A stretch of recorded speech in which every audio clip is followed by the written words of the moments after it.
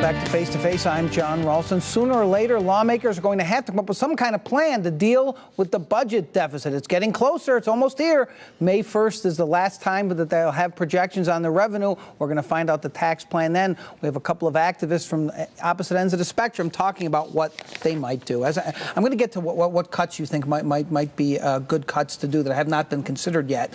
But I do want to talk about this analogy to 2003. Erin and I were both up there watching that nightmare unfold, and nobody, whether you wanted tax increases or not, would think that was a good process. But you seem to think, and you said on this program, Mr. Mathews, that Nevada faced the same budget choices in 2003 that it does now. Listen to what you had to say.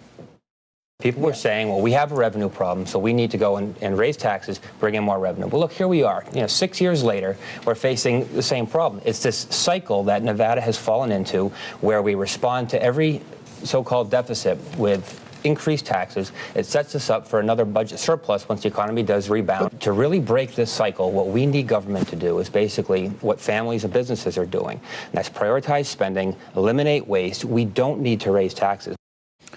Let me ask you a question. I mean, there are a lot of differences between 2003 and 2000. There obviously wasn't a recession bordering on a depression back in 2003. Times were pretty good, as a matter of fact. But why isn't there a middle ground? Why is there the absolutism of no new taxes versus more new taxes? Why isn't some kind of combination? Why are you guys so opposed to saying, you know what, maybe we do need to spend a little bit more on education. Maybe we do need to spend a little bit more on health care, as long as you guys in government show us you're willing to prioritize, as you put it, and to cut waste. Well, that's the key issue. I don't think they are prioritizing, and they don't really seem to be all that inclined toward prioritizing. The middle ground. They're cutting a lot out of this budget. Wouldn't you agree? Well, I think the key problem is that for too long, the rate of growth has been unsustainable. So the middle ground to me now is, well, now that times are tougher, let's rein some of that in. If you're going to spend, they are reining it in, aren't they? Aren't they reining it in? I think they need to rein it in more than they have. Where? Let me give you a couple examples. Okay.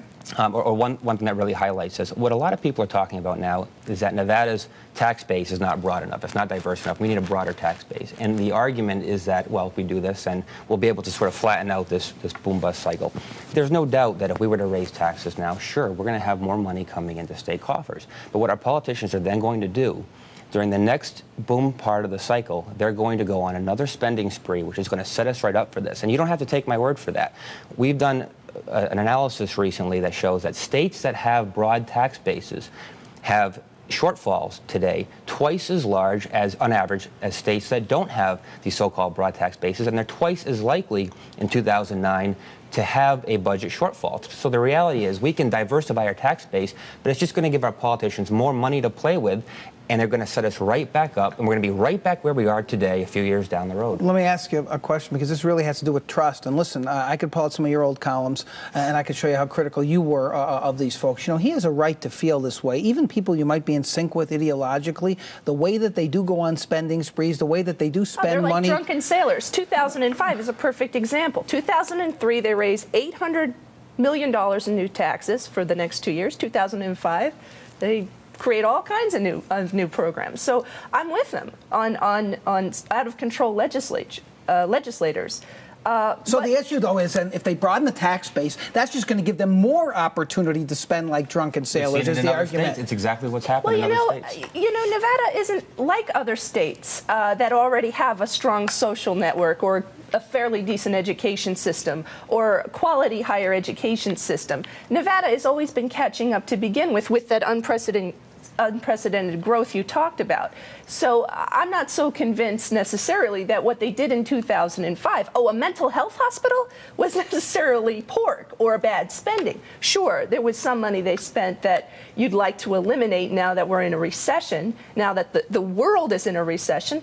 But let's talk about what we spend our money on. I mean, it's mental hospitals and prisons and roads. I mean, to me, that's not excessive.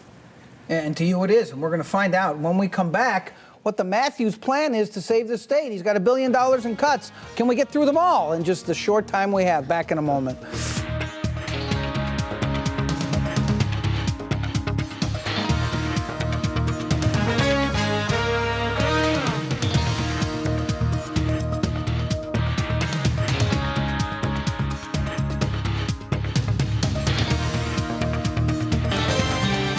watching Face to Face with John Ralston, a program presented in partnership with the Las Vegas Sun, Cox Communications, and KLAS TV.